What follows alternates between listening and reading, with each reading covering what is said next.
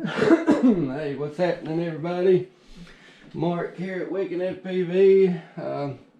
Promised Staceman I was going to do this, and I've been a little bit prolonged. I've been doing some housework, remodeling the house. This is my 7-inch. I'm going to share this tune, so I'm hoping it's going to help a buddy of mine, Staceman. This is the 2806.5 Zings, which is going to be very, very similar to the size motors you're running. The exact same frame. This is the iFlight V4 7-inch edition. Only difference, I'm running the HQ props. The HQ props are a lot stiffer. They won't flex as bad, and that gives you a lot more punch out, better prop wash handling. The gym fans are more flexible, and they're easier to tune because they'll flex and don't cause as much punch out and vibration. But these fly the wickedest. HQ props has been doing the best for me. Flight controller, everybody knows me, Kakute F7 stuff all the way around. So let me go ahead and connect to Betaflight here. I'm going to show Staceman sort of a walkthrough, and I hope this will help someone else. Get connected here, and I hope you all can see the screen. I'm just doing this off of my TV here. Okay, let me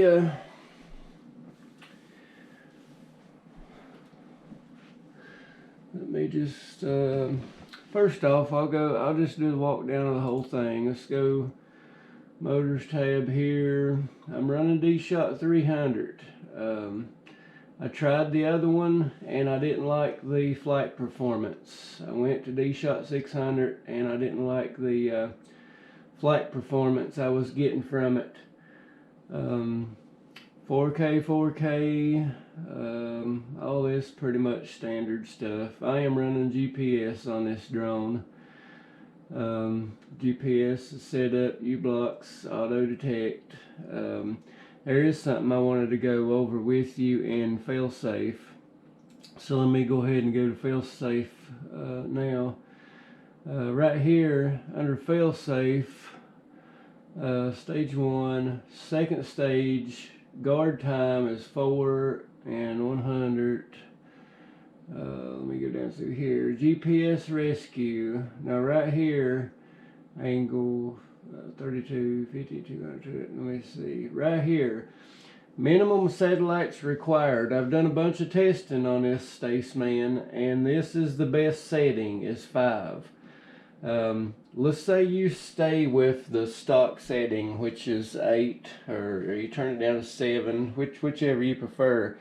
Now what'll happen is the second, let's say you're a mile away and you lose 8 satellites and you've only got 7. You're only linked up to 7 satellites now. What'll happen, as soon as you go from 8 and it drops down to 7 satellites, your minimum satellites is 8, so once you drop down to 7 satellites, you have no GPS rescue mode. It'll kick out. You won't be able to use it, return to home or nothing. As the second that you drop under 8 satellites, you have no rescue mode. I have tested this all the way down to I think 4 satellites. This is the best. I don't care what Bardwell or all of them says. This, I have lost drones because of this right here. If you've got it set to 8 and you go out and you drop down behind a mountain or something and you only got 7 or 6 satellites, GPS rescue will kick off. You'll lose that drone and it will not come back. But if you've got it set to 5, as soon as it drops down to 6 or 7, your GPS will still activate, and it's still very accurate with that amount of satellites. It will still return to you and come home. The accuracy is not sacrificed any because your minimum satellites is turned down. You can turn this all the way down to 3. 3 GPS satellites will still bring you back very close to home. So I highly suggest turn that down from 8 to 5. That's what I have been running on over a year and a half now with all my drones. Okay, now let me go PID tuning tab. I'm just going to try to get most of it in view here that I can. I'll let you pause the video here or whatever. This is the optimal settings for my 7-inch. Really high eyes, fairly low P's really for a bidirectional D-shot. It's actually pretty low P's, but it flies. Oh my God, wicked, Staceman. I wished you could fly it. Move over to filter tab here. This is the cat's meow. This is the tricky part. Notice where my filtering is. It's not all the way to the end. Still have really good filtering on the motors and keeping the noise out. But right here is what comes alive. Your dynamic notch Q. I did have this set to 300 and it done really good, but my motors was getting a little bit warm on really long flights, so I backed it back down to 275, and I still like the way it handles right in there. This right here, the dynamic notch Q, drastically affects how your quad handles and feels. What this does, I'm sure you guys already know, but your notch filter is really the only active element in RPM filtering. That notch moves and follows the motor noise wherever it's at.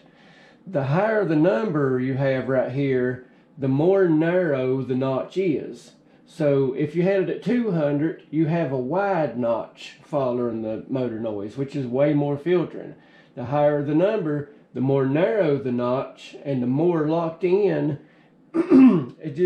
You just have to try it. Now my 5-inch freestyle quad, I have this number at 350, and oh my God, it's just so wicked locked in. It's unbelievable. This is the only number that I adjust for control and feel of my quad in the new RPM filtering setup. All this is stock. I'm not messed with any of this. I just have my sliders set right in here. Let me go back to this setting one more time. Now right here, the PD balance is a big deal, and the PD gain is a big deal on the 7-inch. Having the PD gain over here at 1.5 is what Popcorn and Props, I forgot his name, I went blank. That's where he recommends running on like the 5-inch stuff. And I actually had to turn the PD balance down 1 notch from a 7-inch. But just get a good eyeball here. Save what you have now, and then just try these settings. I'm so curious. Mine and yours are so close alike.